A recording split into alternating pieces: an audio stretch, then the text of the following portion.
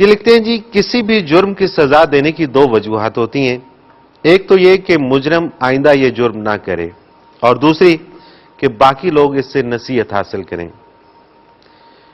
وہ کہتے ہیں کہ میرا سوال یہ ہے کہ قیامت والے دن سزا کیوں دی جائے گی، جبکہ اس دن کے بعد نہ تو کوئی نصیحت پکڑے گا اور نہ کسی کو عبرت کی ضرورت ہے.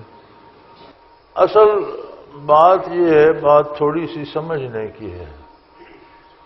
دنیا دار عمل ہے، یعنی یہاں ہم نے عمل کرنا ہے.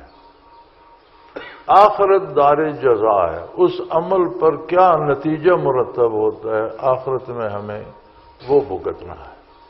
صحیح.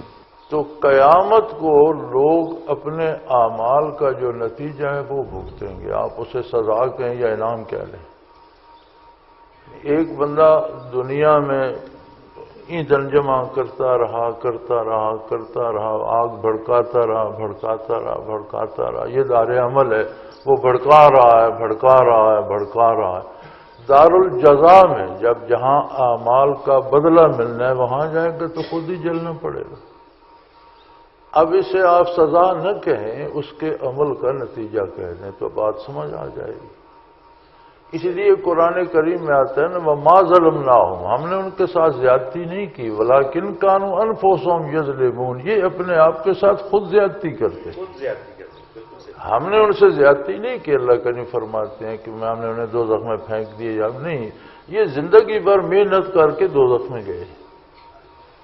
تو آخرت دار الجزا ہے، وہاں عبرت کی یا نصیحت کی ضرورت نہیں ہے. عبرت جس نے حاصل کرنی ہے، یہاں قرآن موجود ہے، اللہ کے نبی کے ارشادات موجود ہیں.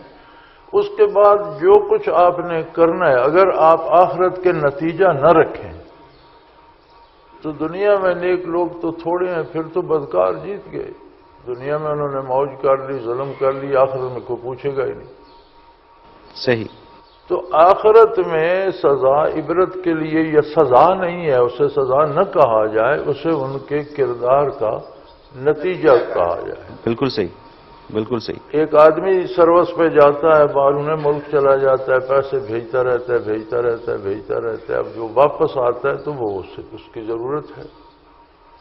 اب وہ جہاں بھیج رہا ہے، جب کئی دفعہ ہوتا ہے وہ واپس آتا ہے وہاں زیرو ہوتا ہے، اگلے کھا جاتے ہیں.